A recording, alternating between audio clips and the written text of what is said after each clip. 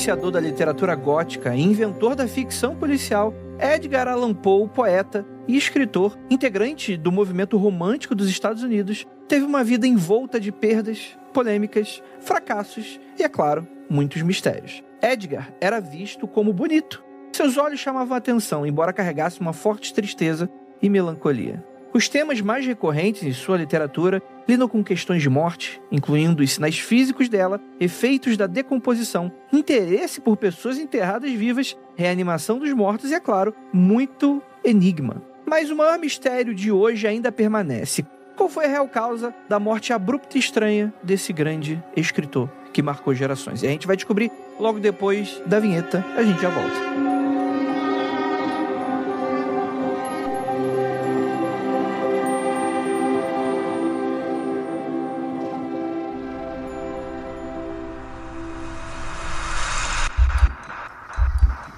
Não há nada de errado com seu áudio.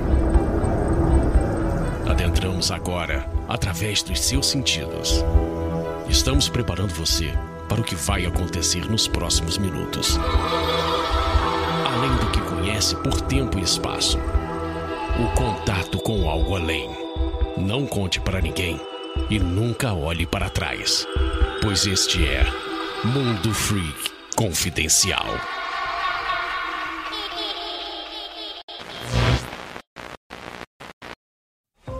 Listen to the 48 Hours podcast for shocking murder cases and compelling real-life dramas from one of television's most watched true crime shows. Go behind the scenes of each episode with award-winning CBS News correspondents and producers in Postmortem, a weekly deep dive. Listen to 48 Hours wherever you get your podcasts.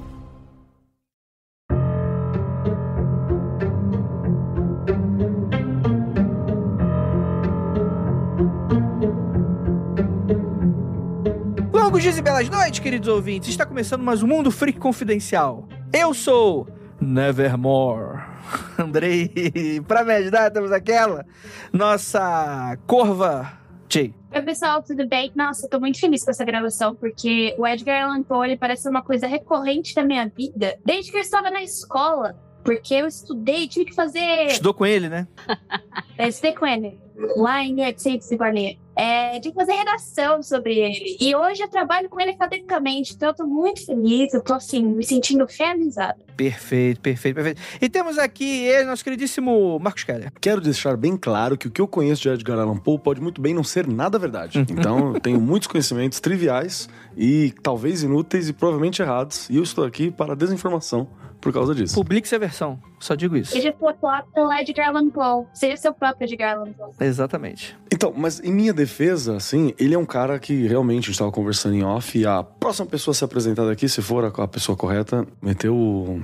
Como que é o nome daquele cara que ficava falando? Já, para. João Kleber. O João Kleber. Vou meter o João Kleber. Todo mundo já sabe quem é, mas eu vou fazer essa graça. Estava conversando em off e realmente, o Edgar Allan Poe é um cara que a vida dele é envolta em umas coisas meio bizarras, assim. Então, é difícil de saber se era mesmo, se não era, né? Mas é isso. E agora fica o mistério também, né? Porque o Keller falou que eu preciso apresentar a pessoa certa, o que diz que tem uma pessoa errada pra apresentar aqui nesse podcast de hoje. Adivinha qual que é a pessoa errada das duas que tem pra ser apresentada. Você tem duas chances. Vou começar pela certa, então. E seja bem-vinda mais uma vez ao Mundo Freak, queridíssima Carissa Vieira, tudo bem? Olá, eu tô bem animada pra falar sobre o Edgar, porque se eu sou uma grande fã de horror hoje em dia, se eu passo tanto tempo debruçada, né, no cinema de horror, na literatura de horror, é também por causa dele, né, ele foi uma das primeiras influências, assim, na minha paixão pelo horror, então, legal. Excelente. E temos aqui a pessoa errada, aqui o nosso queridíssimo Rafael Fernandes. Olá, meus queridos. Fiquei claramente emocionado com esse convite, porque eu sou fã do bigodinho do Edgar Allan Poe. É um bigodinho que eu gostaria de ter. E fiquei com inveja da Jay. Não sabia que ela tava fazendo... Ele era orientador da Jay. Ela falou que tá trabalhando com ele lá. Além de eu ter estudado com ele ainda me insiste, gente. Ai. Como é que você não apresentou ele pra gente, sabe? Agora eu tô meio chateada, sabe? É que ele só fala dentro da cabeça dela. Eu ia falar que eu respondi ele no post, mas tudo bem. Você emparedou ele. Ai, gente. Não. Antes da gente continuar essa morbidez em pessoa, que somos nós, fazendo piadas com inominável pulsão de morte. Deixa eu dar um recadinho bem rapidinho pra você, querido ouvinte que tá aqui com a gente. Galera, siga a gente nas nossas redes sociais, @mundo_freak no Twitter, caso ele ainda exista, ou aquele tofu com peruca chamado Elon Musk não vai acabar com o Twitter ainda. Se ele existir ainda, ele está lá por esse @, tá? Ou então @mundofreak todo o resto. TikTok, Instagram e por aí vai. E também, galera, dê 5 estrelinhas ali no Spotify, clica no sininho, clica em seguir, clica no que você quiser, mas interaja com a gente aí, onde a gente estiver, porque isso faz muita diferença pra gente, né? E, é claro, apoia.se/confidencial, você apoia projetos incríveis, parecidos com esse, feitos de maneira independente, né? Aqui o Spotify é a casa do Mundo Freak Confidencial, somos exclusivos, mas temos diversos outros projetos que estão aí em diversos outros agregadores e que merecem aí a sua atenção, beleza, gente? Então é isso, gente. Bora falar sobre esse homem aí.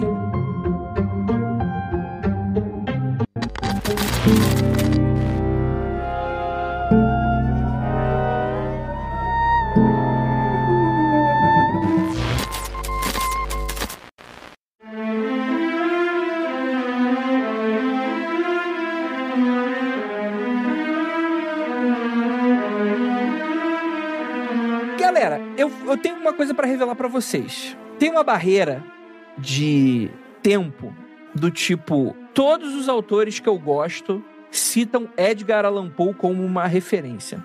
Mas eu particularmente acho meio chato pra caralho.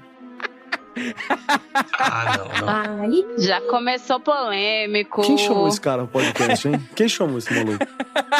Ó, o Lovecraft eu não defendo não, mas o Poe eu defendo. Ó, todo mundo ficou bravo. Mano, caraca, velho, que otário. Não, mas eu vou falar, tem coisas muito legais dele, assim, mas... Você tá olhando pra ele também pelo pioneirismo? Porque tem isso. Eu entendo. Tem uma parada que você tem que olhar, porque às vezes você olha e fala assim, é clichê. Porra, mas o cara criou alguns dos clichês, tá ligado? Foi o primeiro, não era clichê até ele fazer. Não, eu não acho... O meu problema não é esse. Eu sou inteligente a ponto de entender que ele nasce com vários gêneros. Ok. O Andrei tá ouvindo NX0 e falando, pô, esses caras aí, Iggy Pop, imitação do NX0. Fique isso. Muito chato Iggy Pop, bom mesmo é o Good Charlotte. Deixa eu te perguntar uma coisa, Andrei. Você disse que acha chato. É a temporalidade da escrita dele? Sim, é a temporalidade da escrita dele, é o formato. A gente hoje lê as coisas, aquela, né? Chata.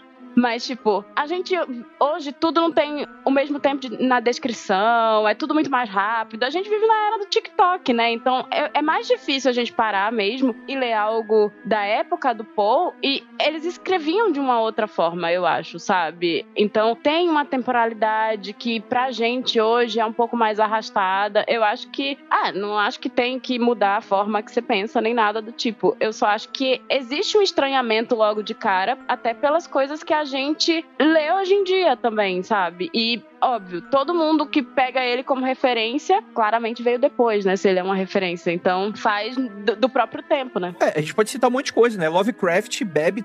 E isso é engraçado, porque Lovecraft é uma escrita muito parecida. Não, é bem pior. De um cara de quase 100 anos depois, né? É bem pior, cara. Eu também acho. O Lovecraft escreve 1000 vezes pior que o eu ia fazer a mesma comparação com a nossa... A gente comentou um pouco isso no episódio de Lovecraft mesmo, sobre a linguagem dele, que ele batia muito naquela pomposidade, porque ele gostava desse tipo de linguagem. Ele dava uma forçadinha, né? Eu acho que no Edgar Allan Poe ele dava uma forçadinha. Era o que tinha na época. Jay, você é muito maldoso. O H.P. Lovecraft passou a vida toda escrevendo o mesmo conto do Lovecraft, do Poe, do mesmo jeito, que era o caso do Sr. Valdemar. Ele escreveu umas 100 vezes esse conto, de maneiras diferentes. É isso. É verdade. Calma aí, existe um conto do Poe chamado Caso do Sr. Valdemar? Maravilhoso, fala aí.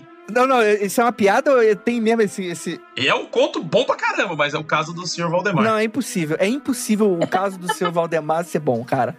É impossível. E não dá um tipo um chorinho, um pagode, um sambinha, o caso do Sr. Valdemar? Como que é em inglês? Como é que é o nome do cara em inglês? É Valdemar, né?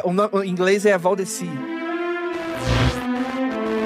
Ó, deixa eu aproveitar essa fala do Rafa também, porque tem uma questão aí que envolve, inclusive, a possibilidade do samba. Tem uma parada do Edgar Allan Poe que ela é imortal, é a poesia. A gente não vai ver muito a poesia dele, até porque traduzir Edgar Allan Poe não é fácil, né? A poesia dele não é fácil, ele tem algumas regras pra poesia. Então assim, se você manja um pouquinho de inglês, é legal você dar uma olhada nas poesias do Poe. Essas são umas que não tá datado. Na minha opinião, assim, não é datado, continua fantástico, mas também não é por onde a gente conhece o cara, né? Basicamente, boa parte da música norte-americana e inglesa, de língua inglesa em geral, né, chupinha esse material que ele produziu, né? É uma referência muito grande na música também. Queria só tocar numa coisa que acabou de lançar. Essa parte do lirismo dele, o No Sneak Podcast lançou temporada 19, se não me engano, que eles estão. E eles estão fazendo uma releitura dos contos do Edgar Allan Poe, junto com outros contos que pessoas se inspiraram no Edgar e escreveram outras coisas. E o primeiro conto que ele narra é bem lírico, mostra muito como ele brincava com as palavras, e era, tipo, tudo muito sonoro. Então, se você também ouve inglês, eu já aconselho essa última temporada vai ser toda. A temporada passada foi baseada no X-Files, e agora essa vai ser inspirada no Edgar Allan Poe, e a edição tá sensacional. Então, se você consegue ouvir e quer ver mais dessa parte musical do Edgar Allan Poe, fica aí minha indicação. Nossa, que coisa, né? Não sabia que ia causar tanto. Ouvi o episódio de Planos de Ontem, que tá muito bom. É só pra acrescentar, assim, que a gente tá falando de um cara que... O Rafa pode falar mais, acho que a Carissa também, que manja mais da biografia. Eu tô falando do Rafa porque, inclusive, tem quadrinhos, né, a respeito. Então, ajuda no rolê da pesquisa. Porque, assim, o que eu conheço da vida do Poe, eu não tenho certeza o que procede ou o que não, né? É um cara que eu sempre gostei muito dos mitos, eu acho que compõe a personalidade e nunca fui alguém que estudou a fundo a parte histórica mesmo. Mas eu gosto muito de uma parada dele que já vai em conflito com Lovecraft também. A própria poesia do Edgar Allan Poe, ele sempre buscou que ela não tivesse excesso de verborragia, não tivesse descrições excessivas. Ela é uma poesia que ela não é sucinta. Não é isso. Se você pegar, sei lá, o Corvo inteiro, ele é enorme. É uma poesia gigante, sabe? É uma parada enorme. Mas ele tem uma poética que ele sempre argumentou que ela tinha que ser musical. Ela tem que ter uma rima interessante. E isso é uma parte crucial da estrutura da poesia dele, né? A rima, ela não é só uma coisa pra adicionar beleza, mas ela mantém uma estrutura, uma coesão e dá essa estrutura de ritmo pra poesia que agrada a gente ouvir e que vai aos poucos envolvendo a gente. Você começa a ler, você pode ver que a poesia dele costuma ter as várias partes, ela começa criando um ambiente, aí ela começa a suscitar a emoção e aí que ela desenvolve, né? E aí que ela vai longe. Porque ele quer dar esse abraço. É muito louco porque pra ele, o rolê da poesia não era tipo, o significado, a profundo. Não, era algo que tinha que produzir uma sensação. Né? Na hora que o poeta escreve, ele tem que ter um objetivo em mente e fazer o possível para evocar essa emoção e transmitir aquela mensagem, né, que vai se passar. E isso é muito louco, porque na real, se você parar pra pensar, o Poe, ele tá apresentando uma teoria sobre a poesia. Ele tem uma teoria sobre a própria poesia, né? Não é um cara que só fez, foi um cara que teorizou sobre aquilo que ele estava construindo. E quando o Rafa fala que foi muito influente na música americana, é preciso, realmente é. Se você pegar boas músicas americanas, se você pegar boas músicas em inglês, não precisa nem falar estadunidense, né? Em inglês, no geral, vai ter essa estética, né, na construção, que é uma parada da poesia. Eu acho isso muito bom, muito bom. Robertinho Smith que agradeça, né? Exatamente. Pena que, sei lá, você tem que ser o Fernando Pessoa pra traduzir o bagulho de um jeito que você olha e fala, bacana. Puxou, né? Só pra complementar o que você tá falando, aí, te interrompendo, claro. Que eu não vou esquecer. Outro cara que tem essa conexão, e que eu acho que eles são quase um yin yang do mesmo estilo de escrita e importância, é o Walt Whitman, que é um cara que vai para um caminho mais naturalista, um cara mais reservado que o Poe, mas que eu acho que eles são esse germe do que foi a poesia beatnik, do que foi uma série de outras coisas que vão se desdobrar mais à frente na literatura norte-americana nesse ponto de vista poético. Eu particularmente gosto muito, tanto que não é à toa que o Edgar Allan Poe era reverenciado por talvez o maior poeta, vou chamar da maneira que eu penso, um poeta gótico, né, daquele momento ali, né, pós-Byron, que era o Baudelaire. Um cara que ia transgredir uma série de coisas, ia questionar uma porrada de coisas. Acho que ele era romantista, do romantismo, não lembro agora. Carissa deve saber bem mais que eu tô chutando pra frente, como diz o pessoal do futebol. Mas eu vejo que o Edgar Allan Poe e o Walt Whitman têm um peso semelhante, mas um é solar e o outro é a sombra disso, né? Eu posso trazer um outro lado do Edgar Allan Poe? Pode, foi seu orientador, você conhece o cara, pô. Vai lá. Finalmente vamos falar do bigode dele.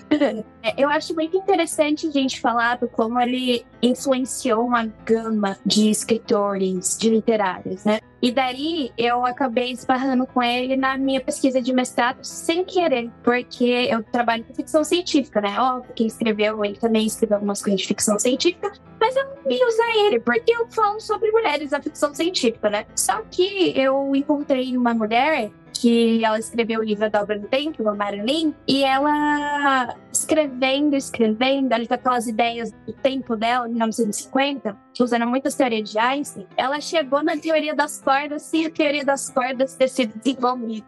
Então eu achei interessante, né, como uma pessoa que não é da ciência, ela chegou numa teoria que hoje ainda está sendo debatida na nossa ciência, está sendo descoberta. E tem 2 autores que eu faço comparação com ela, que é o Dostoiévski e o Edgar Allan Poe, o último livro lançado dele, Eureka. O Edgar Allan Poe, ele influenciou muitos cientistas a pensarem um pouco sobre a cosmologia e a origem do universo, chegando em teorias como a do Big Bang. Antes mesmo do Big Bang ser uma teoria que estava todo mundo falando, olha, a gente tem umas evidências aí que não são diretas, mas indiretamente a gente consegue comprovar. Em Eureka, que foi um livro que só teve 500 cópias lançadas, e não fez nenhum sucesso nos Estados Unidos, é tido como o maior fracasso do Edgar Allan Poe. Ele estava ali, ele extrapolou o que se tinha de ciência na época, e ele chegou a resolver o paradoxo da noite escura, que é por que se existem tantas estrelas no céu, por que a gente vê o céu escuro, ele não deveria ser aceso? Ele e o Mark Twain, na mesma época ali, conseguiram chegar na resolução desse paradoxo, tá no livro Eureka. E ele foi mais além, ele foi além da geometria euclidiana e começou a pensar, olha, eu acho que aqui dá pra chegar na teoria do Big Bang. Ele consegue explicar um pouco da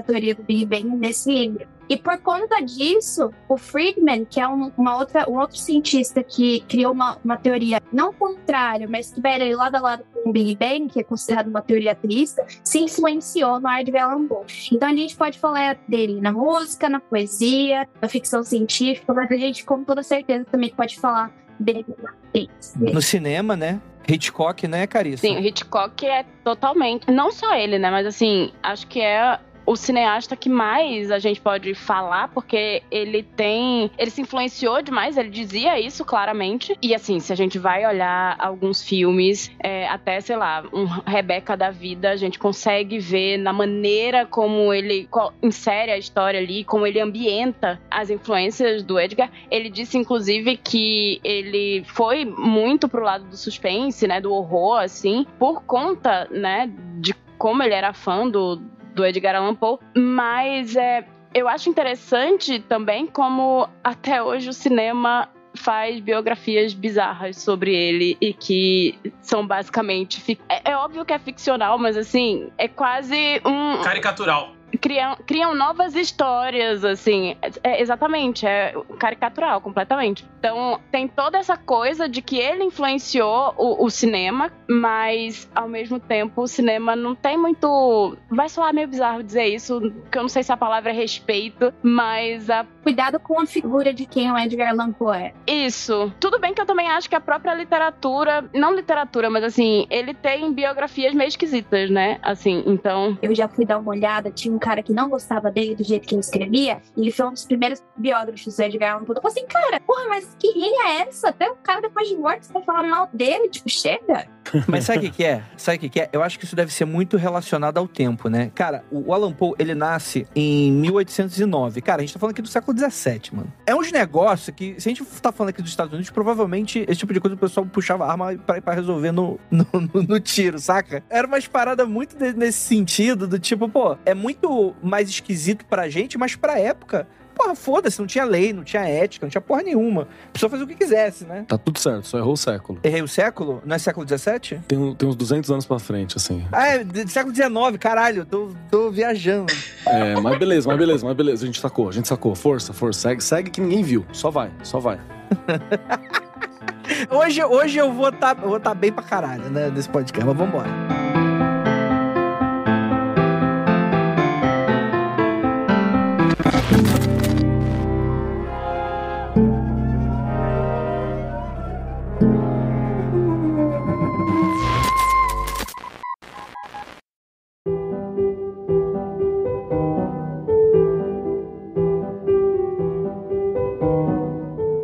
vamos lá. O homem que não nasceu no século XVII, mas no século XIX, ele nasceu em 19 de janeiro de 1809 em Boston, Massachusetts, nos Estados Unidos, né? Ele era filho de uma atriz inglesa com um ator estadunidense. Começa que ele nunca conheceu o pai, o que meteu o pé. Mas isso explica muito, porque ele tem essa aura inglesa. Sim. Eu não sei, eu olho pra ele e eu sempre falo, deve ser inglês. É bizarro. Eu sempre achei que ele era inglês. Não tem nada a ver, mas ele fez mais sucesso na Europa do que nos Estados Unidos durante a vida dele, assim, então. Bizarro, né? Talvez pela forma como ele se portasse, ou sei lá o que, né? Quem sou eu pra dizer alguma coisa, mas... Porque americano acha que é cristão, né? Americano é eleito, tá ligado? Então eles não acham que olhava pro cara e falava muito, muito sombrio. Aí o europeu já gosta, né? Da sombra e tal. Sei lá. Chove muito, né? E aí, o que acontece? A mãe dele era atriz, só que morreu quando ele era muito novo, com 3 anos, né? Então imagina, tá aí solto no mundo. E é interessante porque a gente tem uma relação bastante problemática com Edgar Allan Poe, com essa vida dele bastante... Como é que eu posso falar assim? Meio tóxica, né? Fudido. As relações dele eram meio bizarras. Ele é aquele exemplo do escritor fudido.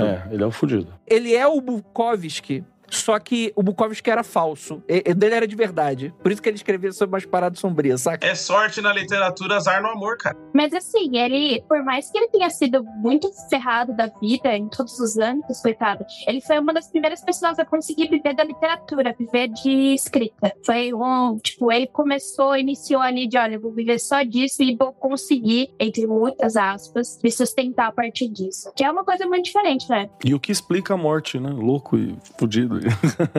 Não sei se foi o primeiro, mas um dos primeiros textos que ele mandou pra jornal na época, ele ganhou $50, que pra época era meio que uma fortuna. Provavelmente ele passaria o ano com esses $50, né? E ganhou ainda o convite pra trabalhar no jornal como crítico literário. Isso é muito louco, né? E o cara ficou bastante conhecido por ser um crítico bastante rígido, né? Mas que fez bastante sucesso durante a vida dele, né? Só que por ser uma vida com esses altos e baixos muito doidos, né? Ele foi alcoólatra durante todos os anos da vida dele, né? E isso é interessante porque ele, inclusive, perdeu empregos por causa disso, né? Pelo fato, né? E era uma época em que estava em voga culturalmente esse questionamento sobre a bebida, que existe hoje. Mas naquela época era bem mais... Existiam campanhas inteiras alertando sobre a bebida e coisas nesse sentido, né? Que de maneira bem mais... guerra cultural do que a gente vê. Hoje tá meio mais pacificado. Toma cuidado, não bebe tanto, né? Tem já instituições que você sabe que você pode mandar a pessoa. Pra época não era meio assim, né? Mas só uma coisa, ele se tornou de fato alcoólatra depois da morte da mulher dele, não foi? Assim, tipo, ele já bebia, mas aí quando ela morreu, aí ele se afundou de vez, né? E aí, enfim, ele ficou inclusive com essa fama nos lugares, né? De ser um cara que tava sempre alcoolizado. É que tem um probleminha aí nessa relação com a mulher dele. A Virginia Klein? Que ele se casou com ela, que ela tinha só 13 anos, né? 13 anos. E era tipo parente dele, não era? Tinha um rolê que ela era prima, irmã, sobrinha, sei lá que bagulho assim. Ela era sobrinha um pouco distante, se não me engano. E daí ele se casou com ela quando ela tinha 13 anos, ele já era maior de idade. Então, tipo, não vamos passar por esse fato. Só que ela morreu muito nova. Só que aí tem uma coisa, não é passando pano de jeito nenhum. Eu tinha até pensado que será que eu devo tocar nisso, nesse assunto, sabe? Porque eu tenho fama de problematizadora, gente. Porque sou. Mas, assim, na época isso era até relativamente comum, né? Sim. Eu ia comentar que era anacrônico pensar assim, porque é coisa da época. Não é nem da época. Se você puxar 30 anos atrás, 40 anos atrás, né? A avó foi isso. Minha avó tinha essa idade quando era comum. Eu acho que a questão aqui é pontuar isso, né? E é importante a gente dizer que isso aconteceu, independente do tempo. Então eu acho que não é uma questão de problematizar, é uma questão de dizer que existiu e a gente não pode passar pano, que é tipo apagar essa informação da vida dele. Então é isso que aconteceu. É que isso meio que não era uma questão até, novamente, 30 anos atrás, né? Isso nunca foi uma questão naquela época, né? Um outro detalhe que eu acho que é importante, se eu não me engano, ela morre de tuberculose, que era uma doença razoavelmente comum, mas ela é uma doença de pobre, você entendeu? Ela era uma doença razoavelmente comum no geral, mas ela matava pobre. Todo mundo pegava, mas pobre é quem morria mesmo de tuberculose. O que mostra um pouco sobre essa situação em que ele estava também, de graves problemas financeiros, né? E é um cara que você vê isso na escrita, né? A escrita dele tá mostrando que ele tava fudido financeiramente, que ele tava pobre, por aí vai. Preciso comentar uma coisa sobre o que o Andrei falou, que ele comentou sobre o Poe ser um crítico duro, né? Boa parte da desgraça da vida do Poe é ele não segurar a caneta dele. Ele era um cara que não conseguia fazer uma leitura de um material que ele achasse ruim ou com problemas e não falar sobre, mesmo que aquele cara fosse trazer benefícios pra ele, ou fosse ajudá-lo de alguma maneira, se ele fizesse ali uma resenha mais amena. Por isso que tem uma série de momentos da vida dele em que você vê que as pessoas sabotam o Edgar Allan Poe, por mais que ele fosse talentoso. É o típico cara que não sabe ganhar, saca? Então, ele tinha essa coisa de quando tá ganhando, ele meio que realmente passava por cima. Então, ele fazia algumas críticas que tornaram mais a vida dele um inferno do que a de quem ele tava criticando. Então, acho interessante citar isso, porque esse trampo no jornal rendeu, na verdade, maior dor de cabeça pra ele. Quanto mais você lê as bios sobre o cara, mais você vê que ele se afundou. Basicamente, ele entrou no climão de vou falar mal de todo mundo, estilo Felipe Neto, e de repente, putz, nem é por aí, sabe aquele negócio? Aí já não dava mais tempo, saca? Pô, era o Felipe Neto da sua época, muito bom. O que eu ia comentar antes é por isso que quando ele morre, o cara faz uma espécie de textão, né? Sabe quando alguém morre e o cara faz aquele textão no Facebook, contando todos os podres? É mais ou menos isso que o cara fez contra ele pra época, né? De tanto que ele mexia com o ego de quem produzia histórias ou escrevia naquela época. Ele ficou inimigo daquele twitteiro, o Léo alguma coisa, né? Que conta os podres da galera. O Léo Dias, é isso, né? Léo Dias. Ele era inimigo do Léo Léo Dias. Né? Aí pronto, se fudeu. Falou que transava com homem pelado. Acabou. Arregaçou. E aí, por isso que ele se lascou e teve uma biografia que colocou ele como uma pessoa muito mais doida do que ele era, assim, muito... É o que dizem, né, também. E o que acaba confundindo também parte do público nessa época pós-morte dele, né? Então fica essa coisa meio nebulosa, né? Quem de fato é essa pessoa, né? Porque um biógrafo publica um livro. Hoje em dia o pessoal já leva a sério pra caralho e já acha que é verdade ler a biografia, né? Ler essas biografias. Outro dia eu tava vendo no Twitter aquele cara postando aquela foto de centenas de livros no pé dele, né? Nossa Sabe aqueles senhora. vídeos de biografia merda, de gênios, né? Além dos de gênio, tinha uns autoajuda, assim, na vibe de como enriquecer, mente das pessoas milionárias, sabe? Como enriquecer em uma semana. Então. É porque não é mente, é pessoas milionárias mentem, aí eles traduziram errado. Mas eu lembrei, você falou que, tipo, naquela época, até na minha época, eu não tinha essa ideia de quem era o Edgar Allan Poe, pra falar a verdade. Eu acho que a história dele continua um pouco obscura mesmo, porque eu só fui ter ideia de quem ele era batendo informação, porque um artigo fala uma coisa, porque segue tal biógrafo, daí você vai pra outro artigo e fala outra coisa, e daí eu fui juntando os caquinhos do que poderia ser, porque até hoje eu não tenho certeza, na real. Ah, e tem gente que ainda fala da morte dele indo por um caminho meio sobrenatural, porque já quer colocar a coisa. Como ele escrevia obras de horror e que tinham um caráter sobrenatural, vai fazer sentido que a vida dele seja envolta em questões sobrenaturais. É aí que eu conheço ele. É por isso que eu disse que eu... Entendeu? É por isso que é a minha abertura.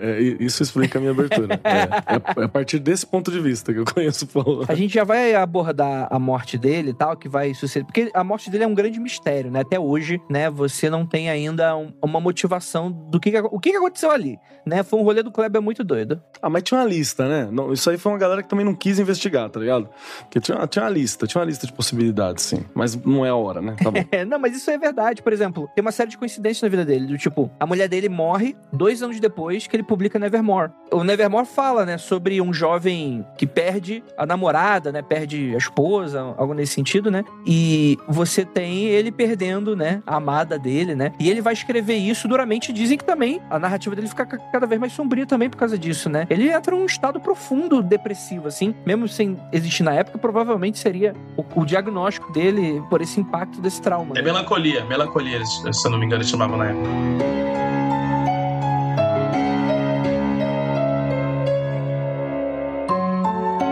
Mas antes da gente falar um pouquinho sobre a morte dele, falando sobre algumas obras, né? Muito do que a gente tem hoje sobre a ficção policial ou ficção investigativa, né? Sherlock Holmes e coisas nesse sentido, cara, é completamente inspirada em Edgar Allan Poe. O cara era fascinado por um grande mistério, crimes, etc e tal. Lembra até daquele filme que o John Cusack faz do Edgar Allan Poe? Vocês lembram desse filme? Sim, sim. Nossa, eu fui ver no cinema. Que coisa, né, gente? Que momento. Um dos filmes já feitos, né? Que inclusive mistura, né? Fala que ele teria... É meio ficcional, né? Tipo, um serial killer baseado nas obras do cara, começa a matar pessoas, né? Aí tem o pêndulo, né? Que ele faz com uma guilhotina e mata a pessoa, né? Aí os policiais chamam o John Cusack, que é o Edgar Allan Poe, pra resolver, tem um cara cometendo os crimes, qual vai ser o próximo, né? Bem clichêzão e completamente esquecível esse filme, né?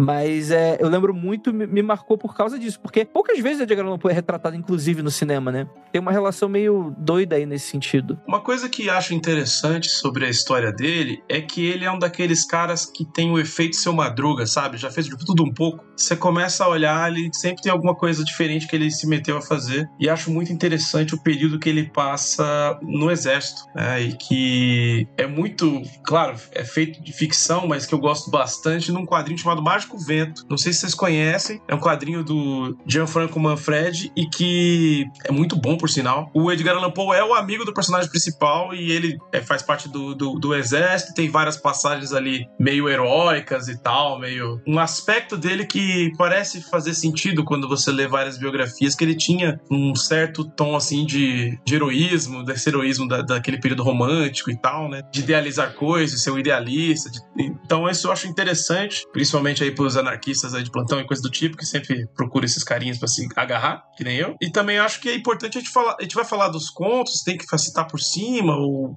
isso é um outro momento.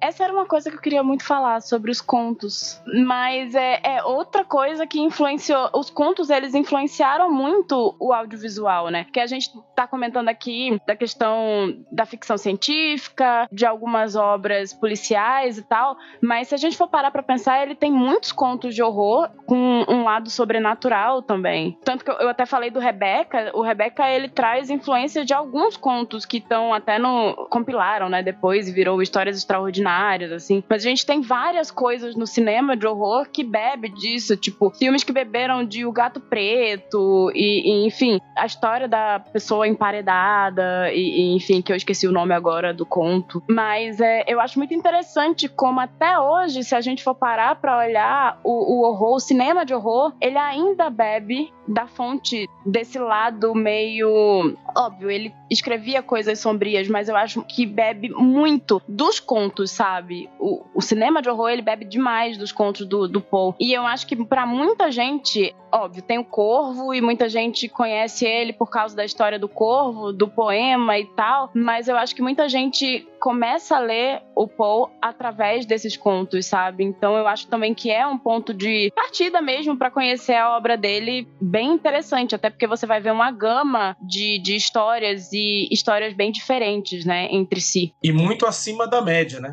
Muito acima da média. Só para complementar o que ela tá falando, acho que é importante que a gente acabou falando de outros aspectos meio para trazer uma complexidade para quem é essa figura, mas ele provavelmente é a pessoa mais influente quando o assunto são histórias literárias curtas, né? E que vai alterar totalmente o jeito de se escrever uma história dali pra frente, né? Você vai fazer um conto hoje e, naturalmente, só de ler outras coisas, você já vai seguir algumas das, vamos chamar aqui de regras ou ferramentas estéticas do Poe pra literatura, né? Eu acho que o conto do Emparedado, se eu não me engano, é o Barril Amontilhado,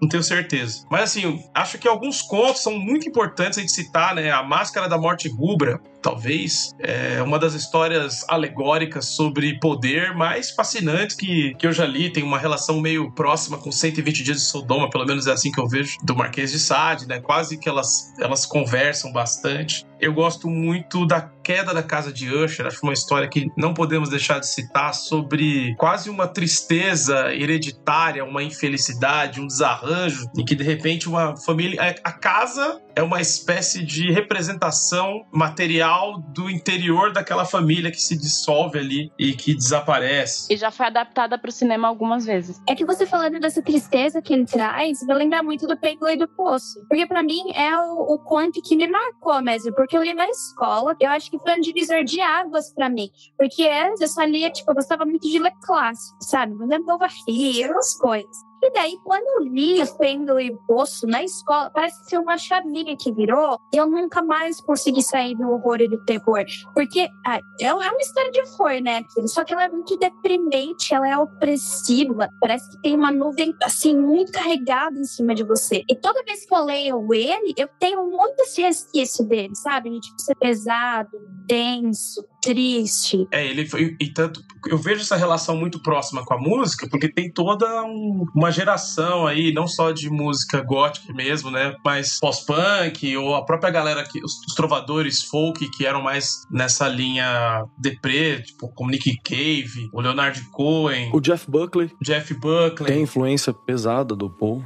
Acho que ele até gravou a The Last Goodbye, né? Que é baseado na história do Annabelle Lee, Tem uma galera aí que tem essa conexão com esse lado melancólico, né? Esse lado do como vou chamar aqui, dos humores, né? Do humor negro, no sentido dos líquidos, né? Aquelas teorias malucas lá. Um cara brasileiro que gosta muito e que eu não posso deixar de citar, senão ele vai não, eu que vou cometer um pecado, que é o Oscar Nestares, que fez um trabalho também de pesquisa sobre o Edgar Allan Poe e que tem um interesse profundo sobre a obra dele, é influenciado pra caramba. E eu não posso deixar de falar de uma outra coisa aqui antes de passar pra morte dele. Eu amo, é isso que eu ia falar, eu adoro os filmes totalmente errados do Vincent Price sobre a obra do Edgar Allan Poe. Cara, sabe quando é um negócio que não tem nada a ver e você fala, poxa, deu tudo certo.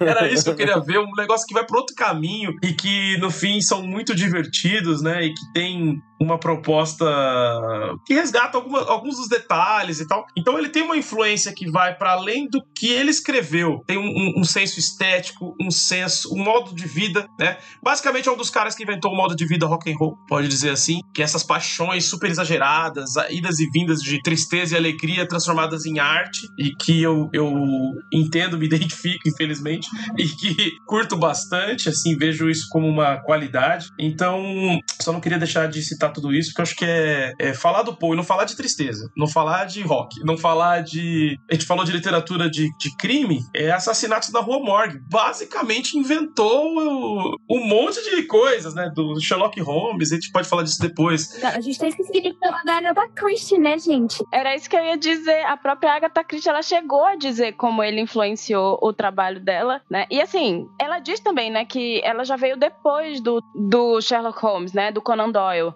Então ela também se influenciou pelo trabalho do Conan Doyle. Então, só que é quase como se fosse isso, assim. Você tem o Edgar Allan Poe e aí você tem o Conan Doyle que vai e bebe desse cara, e aí você tem a Agatha Christie que vai e bebe desses dois, e apesar dela ter uma formulazinha, eu acho que ela consegue chegar num nível bem interessante para o tipo de coisa que ela escrevia, né? Eu adoro. Tenta escrever 20, 30 livros que funcionam por um período gigante. Não dá. Talvez agora seja bem datado, mas na época era bem interessante. Eu amo até hoje, gente. É bom mesmo. Não.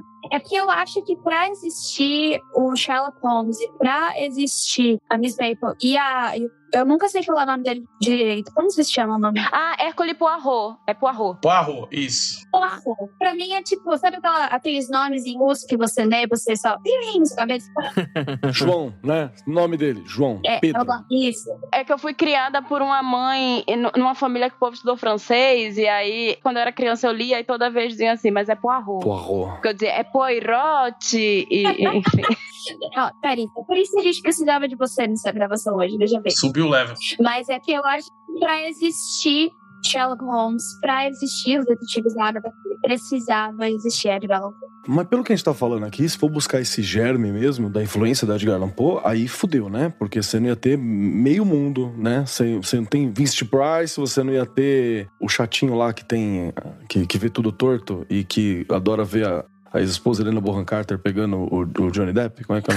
O Tim Burton, meu Deus. O Tim Burton. Não ia ter Tim Burton direito, você nem ia ter o doidinho. Gente boa pra caralho, Tim Burton. Né? O doidinho que vê tudo torto, deu qual deles? Eu também fiquei pensando qual que era. Então, você não ia ter o Tim Burton, você não ia ter uma série de coisas, cara. Para pensar o seguinte, só pra gente pensar. Aqui, nós já falamos que o Edgar Allan Poe, ele tem uma influência direta no trabalho da música estadunidense, e o Rafa citou o Leonard Cohen, eu falei do Jeff Buckley, só essa galera, né, que tem essa influência pesada na música, beleza. A Carissa falou sobre a influência no cinema e na televisão, no geral, quando você fala sobre representações, sobre a criação de atmosfera e por aí vai. A gente falou aqui também na arte, se pá, eu posso estar errado aqui, de novo, tô baseado nessas loucuras. Eu já vi gente falando, inclusive, que o Munch, o Edward Munch, né, o pintor, ele provavelmente foi influenciado pelas artes a arte dele foi influenciada pelos textos do Edgar Allan Poe. Isso é uma discussão que vários críticos falam, porque eles são mais ou menos do mesmo período, né? Exploravam temas semelhantes, então tem essa possibilidade. E aí você vai lá, até pra jogo de computador, cara, Alone in the Dark é uma parada que não existiria sem Edgar Allan Poe também, sacou? E se Alone in the Dark não existe Resident Evil, saca? Então tem uma porrada de coisa que a gente pode puxar, que você pode falar, será que não tá forçando a barra e tal? Mas é esse poço cultural do que tava no momento, né? E pra quem não sabe, o Edvard Munch é o cara que fez o Grito. E é o cara que influenciou quem influencia todo mundo. Você falou, citaram o Hitchcock, é o cara que inventou o suspense no cinema, criou o conceito de o público sabe coisas que os personagens não sabem. O próprio Lovecraft, né? Que é considerado uma grande referência para o horror como um todo, por causa das coisas que ele criou. Mas ele bebeu do Poe. E aí? E o tão legal é que o Poe criou o Lovecraft. Pegou pra criar, né? Era pequenininho, ele que alimentou, ele que...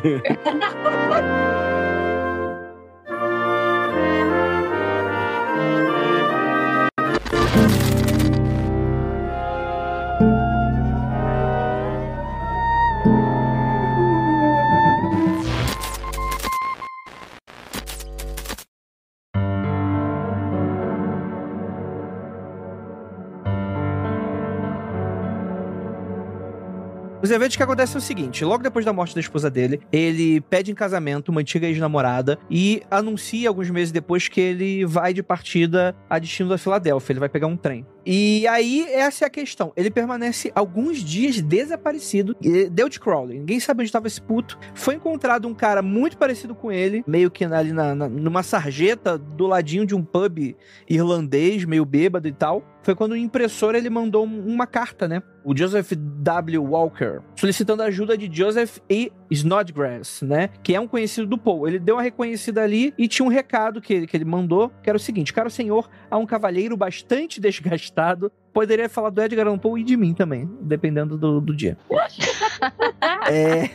Desgastado na quarta ala de votação de Ryan, que está sob a alcunha de Edgar A. Poe, e que parece muito aflito. Ele diz que o conhece e eu garanto a você, ele precisa de ajuda imediata, atenciosamente, blá, blá, blá, blá. Só que aí o que acontece? Quando esse maluco chegou, que era o conhecido do Poe, né? Ele encontrou o escritor num estado de embriaguez tão absurda, tava vestindo roupas baratas, mal ajustadas, bem diferente do modo habitual, né? Meio inglesinho, né? Nos Estados Unidos, né? E ele tava sujo, né? Tava sem brilho nos olhos, tava com aquele olhar meio vago, né? Meio esquisito. Então ele é levado pro Washington College Hospital, onde entrava e saía da consciência constantemente. Isso, inclusive, é motivo do porquê que ninguém nunca descobriu o que aconteceu.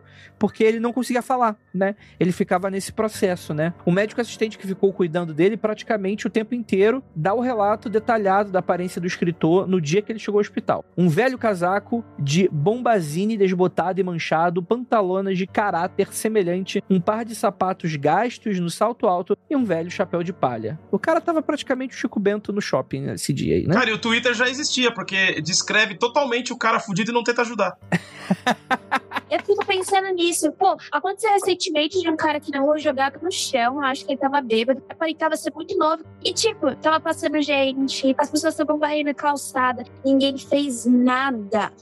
É tipo, eu acho muito surreal você ver uma pessoa desamparada e você simplesmente seguir com a sua vida, sabe? Isso é estado de São Paulo. Estado de Paulista, o nome desse estado. Isso, porque, tipo, conforme eu vou lendo, parece que todo mundo faz isso. Tem uma história que tem esse conceito, acho que é agora eu não me lembro, é um corpo estirado na rua, o corpo... tem uma história, agora eu não me lembro, uma crônica, nem de quem é, você que tá ouvindo aí, tiver a memória melhor que a minha. Essa é uma das definições de São Paulo, ao meu ver, sabe? É do Luiz Fernando Veríssimo ou alguma coisa que tá num daqueles livros para gostar de ler crônicas? Tá na minha memória de infância de algum livro. Eu acho que eu li isso quando eu era criança. Exato. Algum livro do Luiz Fernando Veríssimo. Mas, assim, acho que essa... Entrando no assunto nada a ver, mas acho importante falar. Eu moro moro do lado do padre Júlio Lancelotti, né? Aqui fica uma quadra da minha casa, a igreja dele e tal. E as pessoas veem as pessoas em situação de rua, as pessoas não estão em situação de rua, e tem uma espécie de raiva, uma espécie de... como é que eu vou dizer? Eu acho que tem um tanto de inveja. Eu já ouvi olha a história que eu ouvi no Uber. O cara falou, olha, esse cara que tá aí na rua, você não acredita.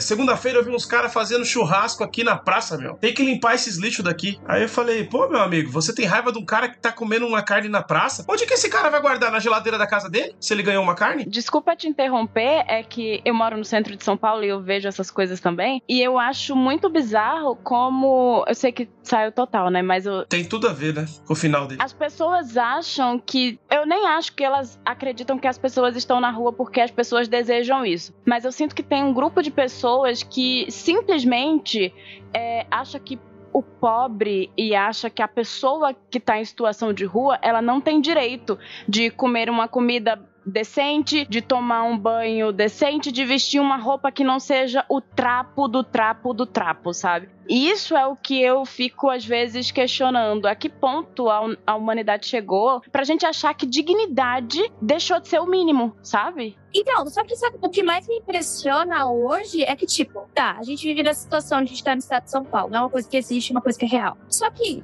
a gente tá falando do Edgar Allan Poe agora, e eu tenho certeza que dezenas de pessoas passaram ali por ele e viram mais uma pessoa caída no chão. Se a gente pega a história do Jack the Ripper, é a mesma coisa, gente. A situação de Londres naquela época, as pessoas em situação de vulnerabilidade e você passando na frente delas como se nada estivesse acontecendo, entendeu? Então, acontecer os crimes que aconteceram por desleixo, literalmente, porque a gente acha que as pessoas nessa situação, elas valem menos. E parece que a história do mundo me deixa com um aperto no coração tão grande, porque se alguém tivesse socorrido o Edgar Allan Poe antes, por exemplo, né? Tipo, olha, ainda um pouco mais no começo, ele não teria entrado no estado de delírio que ele entrou e quem sabe pudesse ter te revertido. É horrível ficar falando esse, mas a gente chegar a refletir sobre isso, né? Eu fiz duas coisas com relação a isso. A primeira foi falar pra esse Uber, quando a gente passou num condomínio que riquíssimo da Moca, falar, tá vendo ali aquele prédio ali, ó? É 6 milhões cada apartamento. Nesse momento tem um cara lá em cima olhando pra gente aqui, comendo churrasco e pensando, olha os otários trabalhando lá enquanto eu como churrasco. É desse cara que você tem que ter raiva. Eu falei isso pra ele, e não do cara que não tem nada. É mais fácil você se tornar um cara desse do que aquele ali. Nós nunca vamos nos tornar aquele cara lá em cima, mas esse cara aqui embaixo é um estalar de dedos, né? Um mês sem salário, né? Você cai ali. E aí uma outra coisa foi que quando eu converso com o pessoal aqui, aí o Bahia, que é um rapaz que fica ali, trabalha pegando material pra reciclagem, chegou pra mim, fizemos uma fogueira, entraram pra comer, eu tava duro, tava desempregado, pensando, o que eu vou fazer, velho? Eu tava indo no mercado, falei, preciso pensar em alguma coisa, uma fogueira, vou pensar. Cheguei lá, vi o quilo da linguiça na promoção, falei, vê 2 quilos de linguiça, comprei uns espetos, comprei cerveja, falei, hoje vai ter churrasco do purador de rua de novo. Aí, eles comeram, e agora eu passo lá, o cara lá do churrasco, não sei o quê. Mas eu só queria constar que assim, você fala, mas não tem nada a ver e tal. Não, tem tudo a ver sim que a gente tá levantando, porque no caso do Edgar Allan Poe, você olha e você consegue materializar, quantificar um talento que foi perdido, né? Um talento que foi perdido. E quantas pessoas que estão em situação de rua, quantas pessoas que se perdem, quantas pessoas que se vão por falta de um apoio, por falta de uma estrutura, por falta de uma estrutura estatal, por falta da porra toda, que não são talentos perdidos também, a gente não consegue quantificar, porque se bobear, não tiveram nem chance, né? O Edgar Allan Poe ainda teve alguma chance de trazer isso. Então é uma questão que precisa revoltar. Ah, mas tá saindo do tema, mas não tem nada a ver. Não, cara, tem tudo a ver. A gente tá falando de um cara que era da classe baixa, um cara que lutou a vida inteira pra poder construir a arte dele, e com a luta do que ele fez, ele já influenciou coisa para um caralho, a ponto de ter 5 Zé Ruela, com todo respeito a vocês se não se acharem Zé Ruela, nesse momento à noite, trocando ideia sobre a vida do cara 100 anos depois, sacou? Então tem a ver sim. Você aí que tá tendo chilique, porque tem a mãozinha em céu, a mãozinha direita em céu, fazendo assim, ó.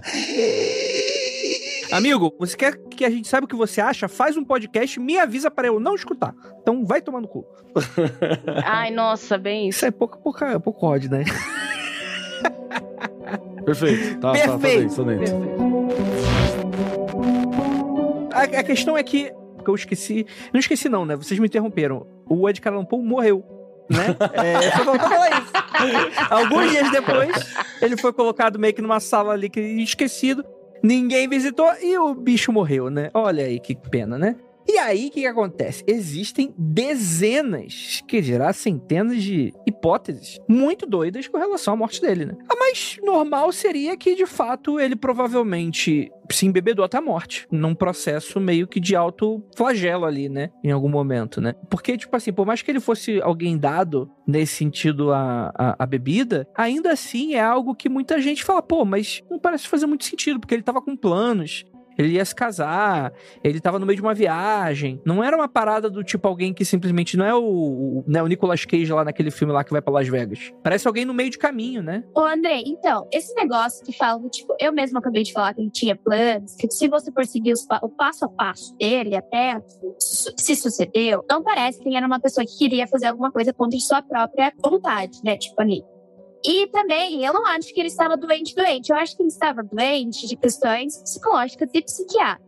E daí, também tem aquele fator que eu dei uma olhada, tipo, quando eu tava pesquisando, eu dei uma olhada, essa pauta não é minha, tá? Mas bem pesquisada, porque eu diria que, tipo, eu fui olhar a história dele de fato, pra ver o que tinha acontecido. Porque tem umas teorias muito mirabolantes, cara.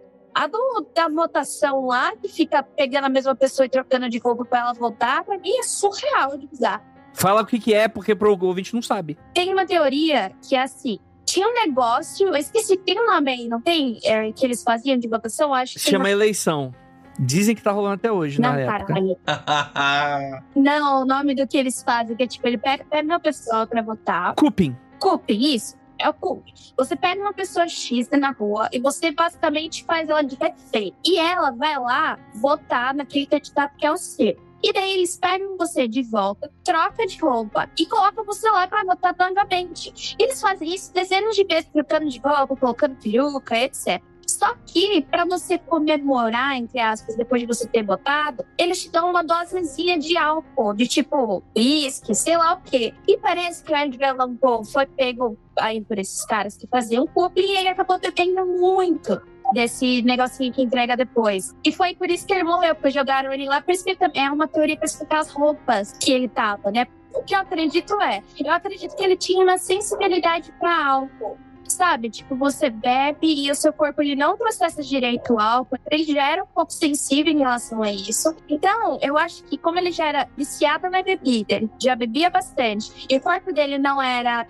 tão resistente, esse cômago, mas toda a situação da vida dele deve ter sido tipo a cereja do bolo pra uma hora dar errado, sabe? O corpo literalmente entrar em curto-circuito, ele ter alguma coisa, o cérebro dele pode ter tido algum curto-circuito mesmo, e não ter aguentado, não terem salvado ele a tempo. Eu acho que é isso, mas essa história do cupim pra mim é surreal. Imagina, os caras pegaram Allan Poe, colocaram a peruca e mandaram ele votar. Se isso...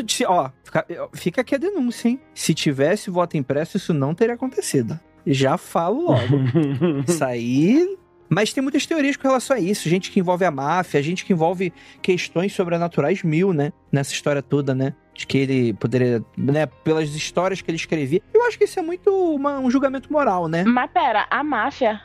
Essa eu nunca tinha ouvido, não. A máfia. Essa também não. Então, a gente fala de tudo, né? Porque, em teoria, você tem que explicar como é que esse cara simplesmente... Sei lá, não é dito que ele sofreu uma violência, né? Que ele tinha marcas... Mas vai saber também, quando ele bateu no hospital, o que esses médicos estavam fazendo, né? Parece que alguma coisa saiu do prumo ali.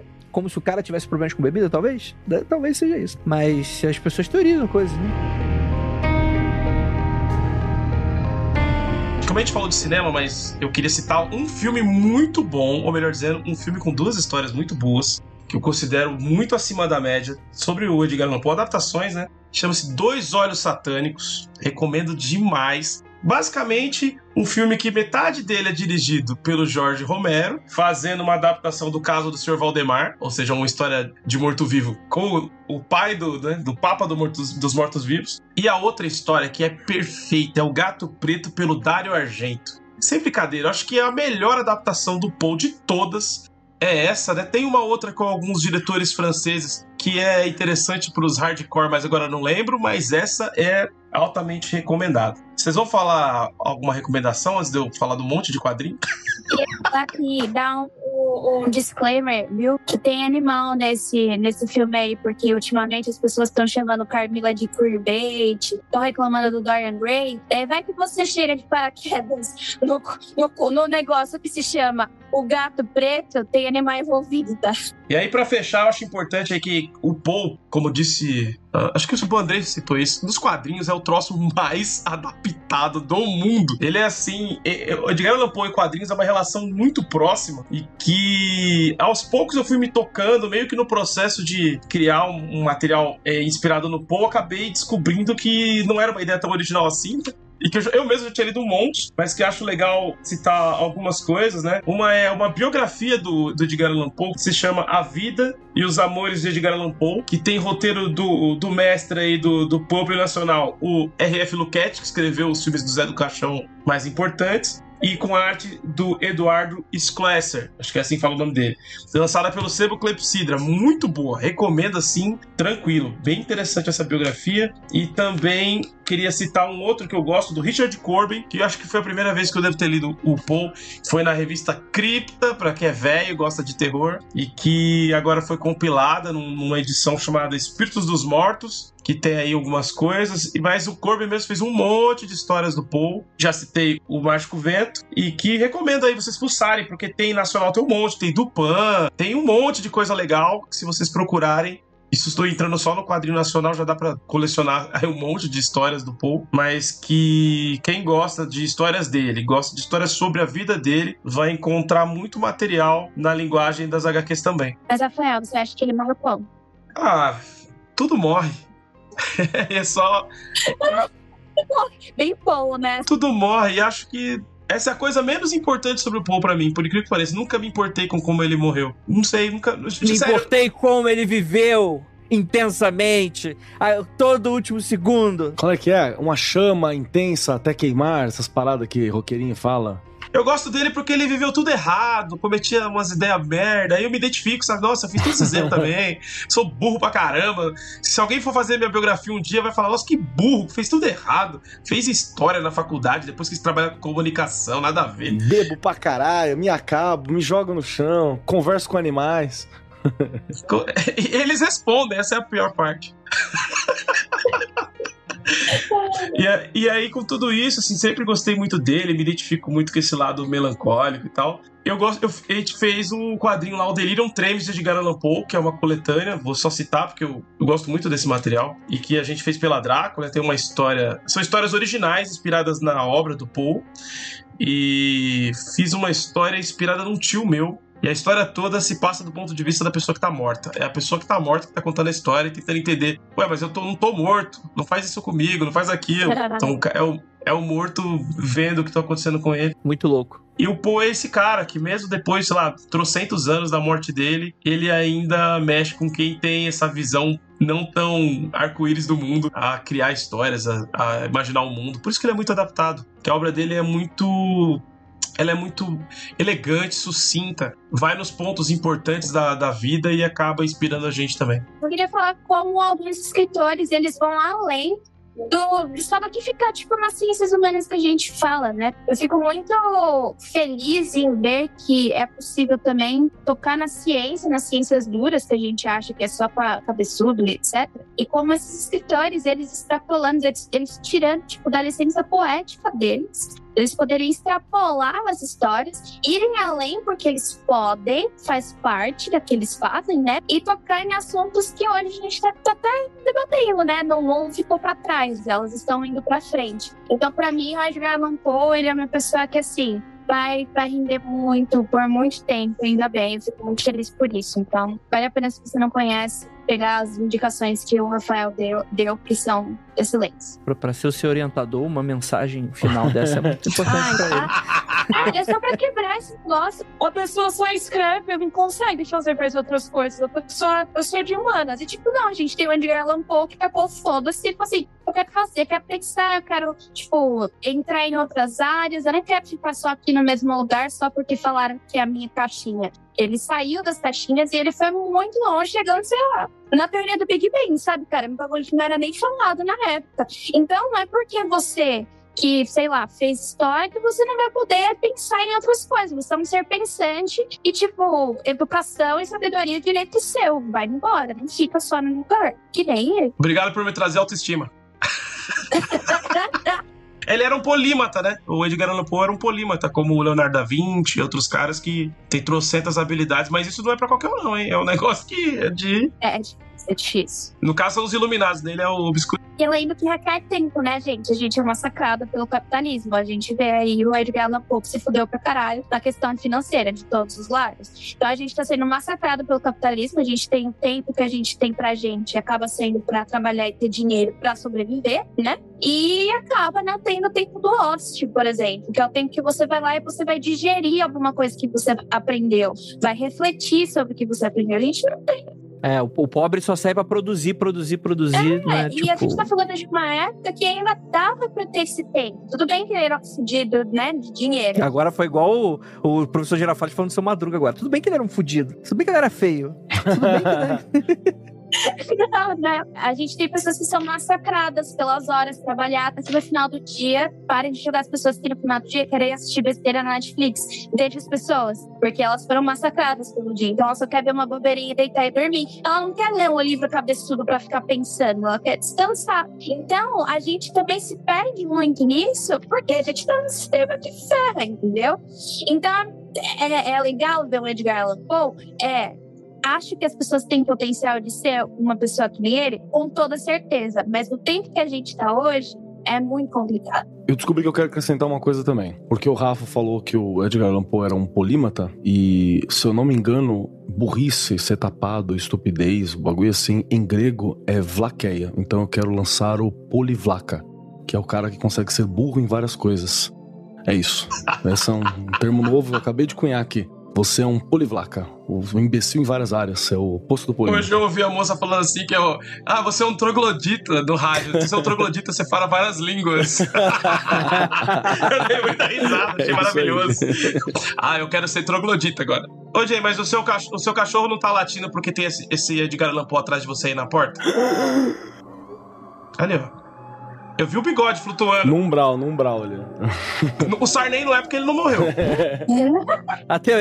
A nova hipótese é que o Edgar Allan Poe, na verdade, é imortal. Ele forjou a própria morte e hoje ele é o José Sarney. Pode ser. Sim, e ele faz projeção astral só do bigode. Eu acho que esse é o momento em que a gente encerra o programa, na boa. Pois é, já tá descaralhando.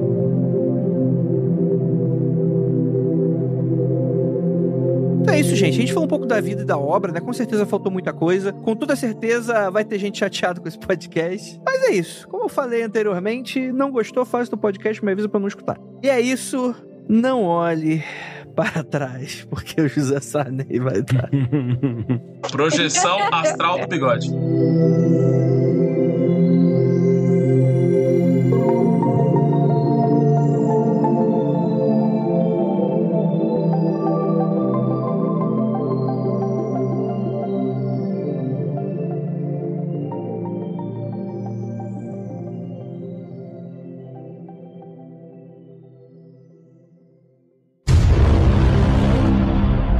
Maneiro.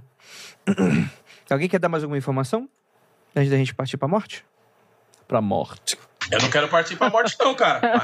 Vai na frente, depois eu segura minha mão, Rafael. Vambora, vamos junto. Você me fala se é bom. Eu tô muito jovem ainda pra isso. Eu já tô cansado, mas eu gostaria de ficar mais. Edgar Allan Poe se foi com 40 anos, que pra época era tipo uns 60. Mas eu tô com 39, mas sou inimigo do fim. Eu não gosto de... Gente, daqui a um tempo eu chego aos 40. Não, gente, quero não. Mas ele foi novo. E detalhe, é aquele cara que vai novo e você fica pensando...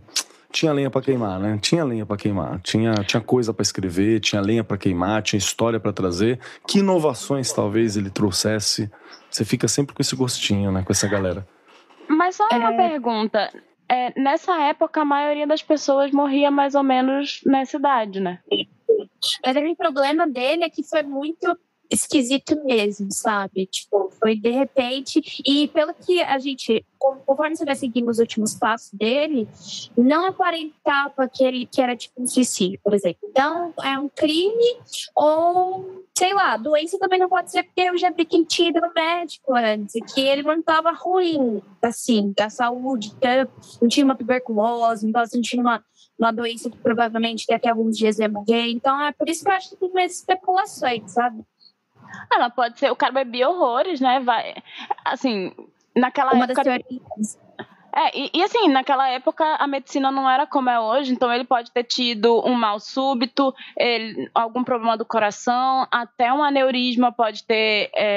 Então, assim, pensando de uma maneira lógica, indo para questões mais. Não necessariamente de doença, de doença de alguma forma, né? De uma doença que ele não soubesse que ele tinha, ou de alguma coisa que aconteceu, mas que fosse uma questão do corpo, e enfim, então... E que hoje a gente poderia descobrir, assim, se fosse hoje, se uma pessoa tem um ataque cardíaco, a gente consegue descobrir, mas naquela época... Mas ele Eu acho que dá pra gente, não teve nem autópsia, mais né? depois. Não. Então, teve... Na verdade, foi assim, tentar...